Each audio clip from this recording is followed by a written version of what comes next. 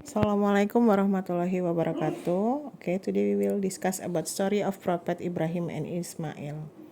When we talk about the Hajj as a pilgrimage, a religious journey, every adult Muslim must make it the holy city of Mecca in Saudi Arabia. So I will tell about Ibrahim and Ismail stories. Hajar was the second wife of Prophet Ibrahim alayhi salam. He and his first wife, Sarah, had been unable to have children for many years. Sarah didn't want Ibrahim alayhi salam to grow old without children, so while they were living in Egypt, she suggested that Ibrahim alayhi salam should marry her servant Hajar. Thus, Ibrahim was finally given his first child, Prophet Ismail. Allah tests the people whom he loved. And Ibrahim alayhi salam was so beloved to Allah that he was nicknamed Khalil, or intimate friend. Allah had already sent him many tests: his father's rejection of him, his people's persecution of him, the test of being displaced, and the difficult of not having children. Now Ibrahim alayhi salam would be tested with his beloved and long-awaited child, and Hajar alaihissalam would also experience the immense test. According to Tafsir Ibn Kathir, Ibrahim traveled to Mecca, which was the site of the Kaaba. But when Ibrahim brought his wife and son there, Mecca was an empty desert. No one had settled there.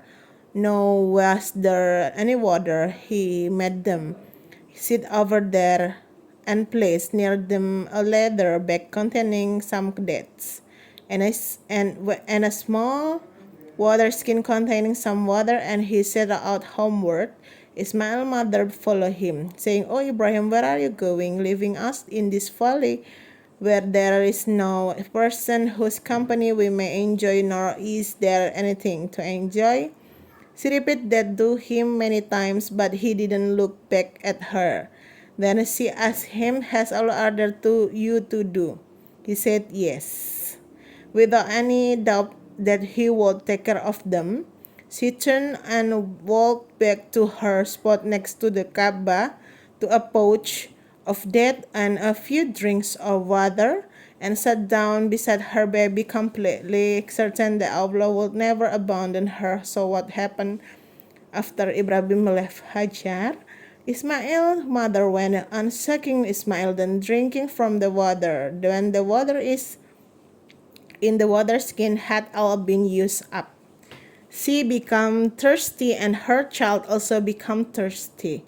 She could not endure looking at him, and found that mountain Asafa was the nearest mountain to her and the land. She stood on it and started looking at the falcon lid so that she might see somebody, but she couldn't see anybody. Equally, it is impossible to imagine holding into hope in that situation and firmly believing that Allah wouldn't neglect them. It was an act of trust so powerful that the Ummah of Muhammad commemorates. And then she could continue to have confidence that Allah would provide for her, just as He had sent her water when she had thought the ground was barren. Subhanallah, the Zamzam well continues to provide water to millions of pilgrims every. Some people were passing through with this now Makkah when they saw a bird that had the habit of flying around water in and not leaving it.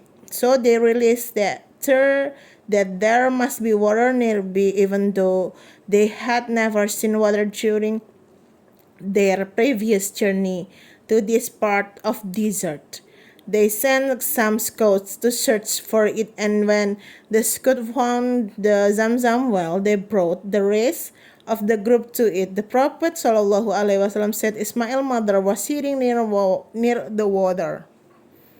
They asked her, "Do you allow us to stay with you?" She replied, "Yes. Yes, but you will have no right possess the water." They agreed to that. Listen from this story. It means, listen from this story. Allah tests those that He loves. Even if you cannot find a solution, Allah will give you a way out. Trust in Allah, but put in the effort